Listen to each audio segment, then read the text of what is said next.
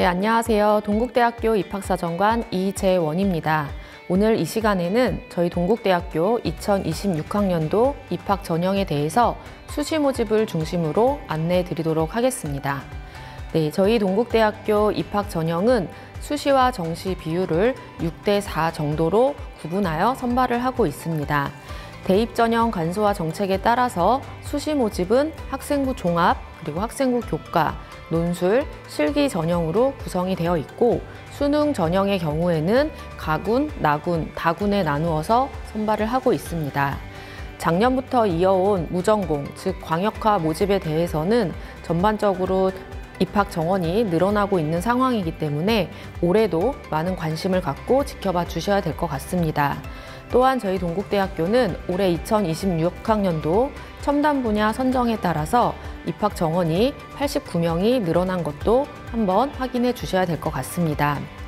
보시다시피 변경된 사항을 좀 중심으로 말씀을 드리면은요, 조금 전 말씀드렸던 첨단 분야 선정에 따라서 2개 학과가 신설이 되었고 2개의 학과는 입학 정원이 증원되었습니다. 신설된 학과로는 첨단융합대학의 의료인공지능공학과와 지능형 네트워크 융합학과이며 입학 정원이 증원이 된 학과는 바이오시스템대학의 융합환경과학과 그리고 공과대학의 에너지신소재공학과입니다. 이 분야에 있어서 관심을 가져온 학생들에게는 학과 신설 그리고 입학 정원 증원에 따라서 많은 관심을 갖고 지원에 있어 긍정적으로 검토를 해보신다면 좋은 결과가 이어질 수 있을 것 같습니다.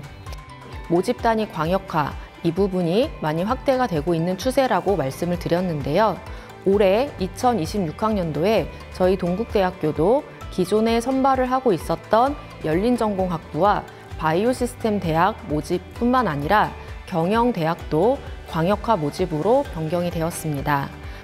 기존의 경영대학은 경영학과, 회계학과, 그리고 경영정보학과 이렇게 3개 학과로 구분하여 선발을 하였던 것을 올해 2026학년도부터는 단과대학 모집으로 총 237명을 모집하는 형태로 변경이 이루어졌습니다. 그에 따라서 부두림 전형에서는 52명, 그리고 불교 추천 인재 8명, 기회균형 통합 전형에서 16명을 선발하게 되는 부분도 관심을 갖고 봐주셔야 할 것 같습니다. 올해 2026학년도에 대입에서의 가장 큰 변화 중에 하나는 모든 전형에 학교폭력 조치사항을 반영한다는 것입니다. 기존에 해왔긴 했지만 학생부 종합전형과 교과전형에서 서류평가 그리고 면접평가 시에 이미 정성적으로 반영을 해왔었고요. 추가적으로 논술과 실기전형 그리고 수능 전형에서는 보시다시피 표에 따라서 감점 형태로 이루어질 것이다라는 걸 말씀드릴 수 있습니다. 지금부터는 수시 모집에 대해서 조금 자세히 말씀드리도록 하겠습니다. 동국대학교 대표 전형인 두드림 전형을 포함을 해서 불교 추천 인재 그리고 기회균형 통합, 특수교육 대상자 전형은 학생부 종합 전형으로 불려지고 있습니다. 학생부 종합 전형은 1단계 서류 100%로 일정 배수를 선발을 하고 2단계에는 1단계 성적 70%와 면접 30%를 포함을 해서 수능 최저학력 기준 없이 최종 선발을 하게 됩니다. 올해 두드림 전형은 전년 대비해서 인원이 증원이 되어서 약 634명을 선발을 할 예정이고 학과별로 선발 배수의 차이는 있지만 1단계에서 2.5배수, 3.5배수, 4배수로 선발이 이루어질 예정입니다. 불교 추천 인재 전형도 이와 같은 동일한 방법이긴 하지만 1단계 선발 배수가 불교학부의 경우는 2배수, 나머지 학과는 3배수로 선발을 한다는 것이 차이점입니다. 그 외에 기회균형 통합 그리고 특수교육 대상자도 동일한 방법으로 선발이 이루어질 예정입니다.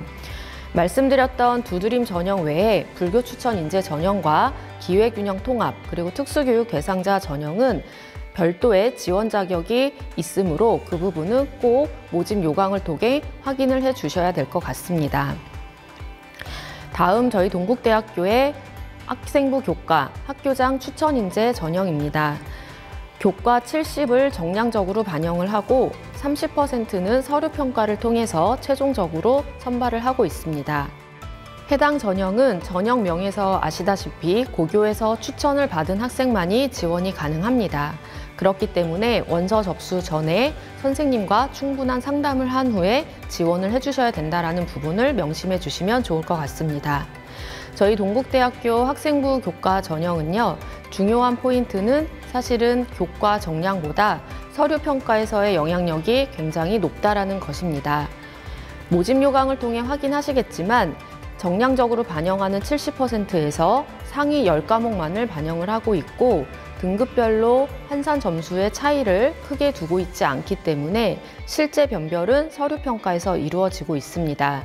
그 영향력은 90% 이상으로 높기 때문에 실제 교과 등급만 높다라고 해서 지원하기보다는 충실한 학교 생활을 기반으로 해서 좋은 서류 평가를 받을 수 있는 학생이 지원을 하셔야 된다는 부분도 명심해 주시면 좋을 것 같습니다.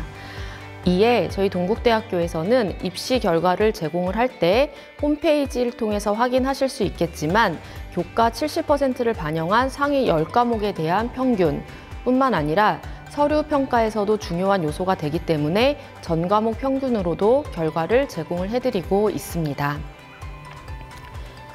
네, 논술 전형은 별도 안내를 통해서 말씀은 드리겠지만 저희 동국대학교에서 유일하게 수능 최저학력 기준을 적용하는 전형입니다.